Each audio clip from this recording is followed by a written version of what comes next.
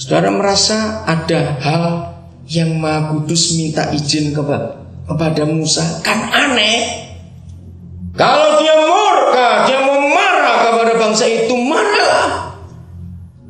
Tapi mengapa dia berkata, biarkanlah aku Musa? Hai gereja, mari kita kondisikan diri kita sebagai gereja sedemikian rupa, sehingga Yahweh kalau mau buat apa saja, dia berunding dengan kita dulu. Sebelum gereja mencapai taraf gereja Abraham yang kita sudah baca di 18 tadi, dan sebelum gereja mencapai gereja Musa yang kita baru baca di 10 pasal 32 kitab Keluaran ini, bahwa Yang Maha Kudus begitu memperhitungkan gereja, dan gereja nggak dianggap enteng oleh dunia kalau ini terjadi. Dalam hal apa saja dia berunding dengan kita.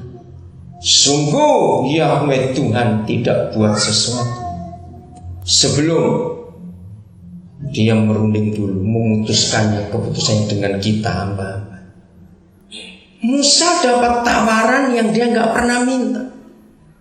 Biarkan aku Musa membasmi mereka semua, karena aku marah. Mereka membuat patung anak sapi, lalu mereka sembah patung itu, dan mereka membelakangi Yahweh. Saudara, saya mau tanya kepada saudara, kalau Musa berkata ya, jawab pertanyaan ini. Tuhan bertindak? Coba jawab, Tuhan bertindak tidak? Habis bangsa itu. Musa dapat tawaran yang gak main-main, dan aku akan buat bangsa baru lewat kamu.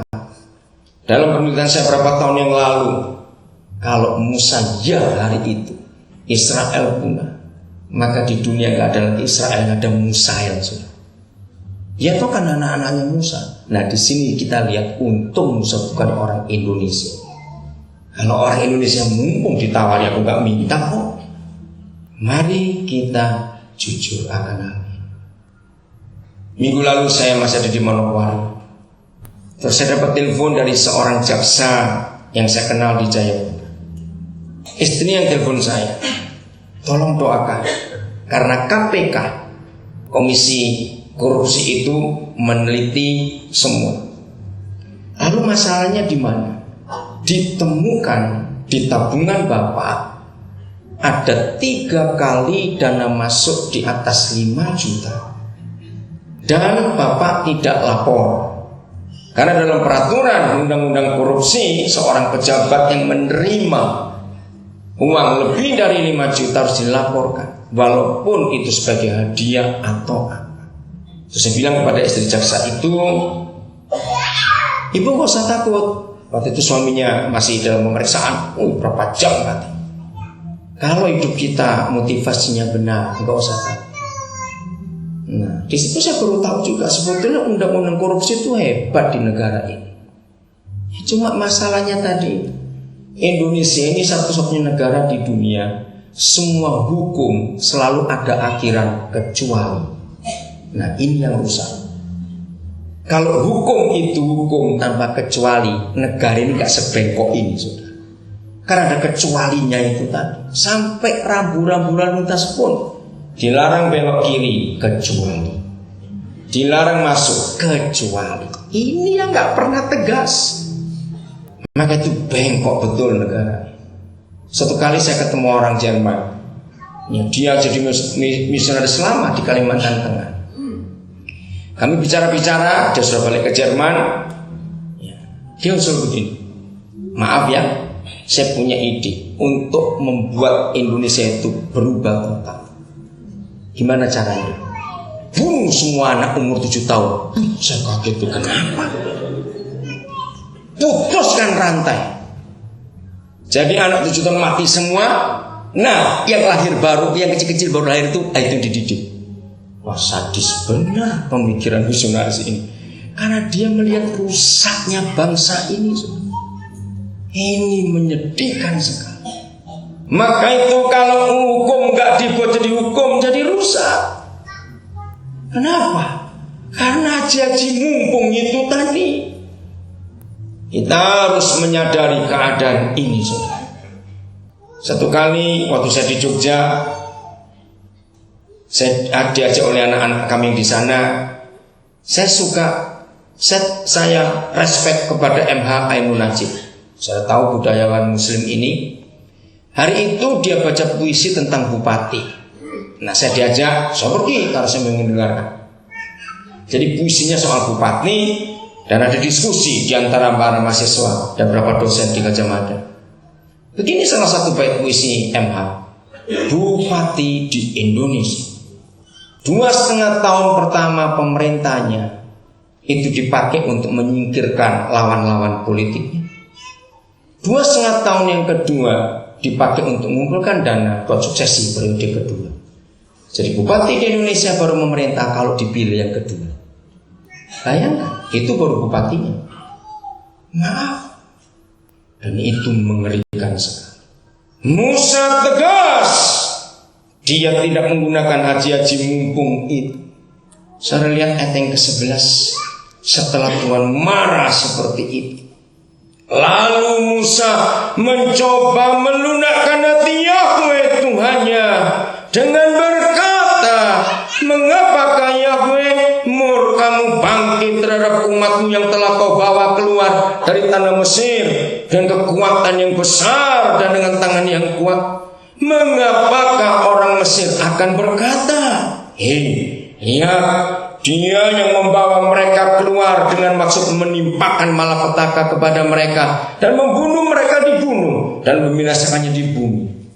Saudara, saya tiba-tiba terpikir begini pertama kali belajar ayat ini. Coba renungkan.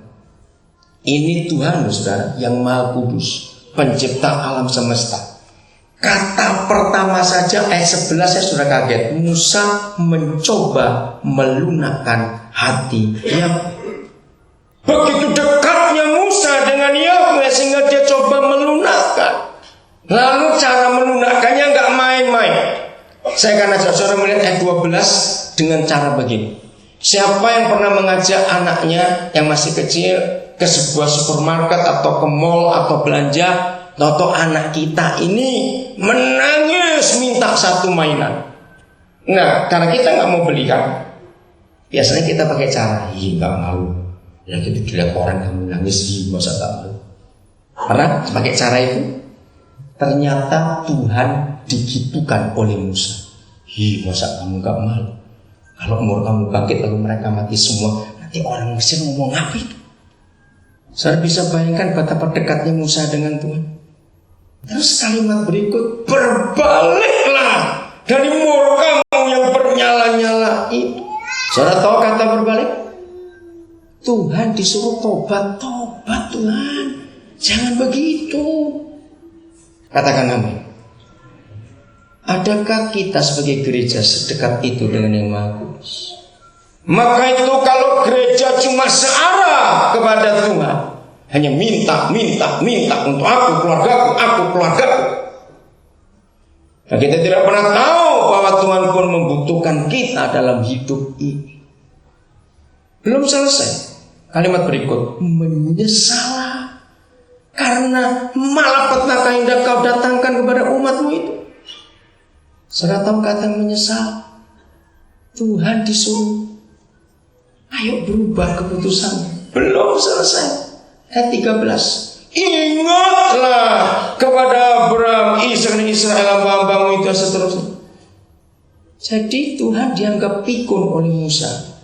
Ingat Tuhan. Kalau orang Jakarta nyebut begitu. Masa begitu? Nah, saya harap mulai hari ini gereja berubah. Tahun yang akan datang, biar kita jadi gereja yang benar. Enggak cuma tahunnya minta saja. Dua contoh ini akan menunjukkan kita menjadi gereja yang benar. Ayat 14. Lihat hasilnya. Dan menyesallah Yahweh karena malapetaka yang dirancangkannya atas umat. Hebat sekali. Saudara cari buku judulnya Dan Tuhan Berubah Pikirannya. Bukan terus jadi gila gitu kok mau begitu ya.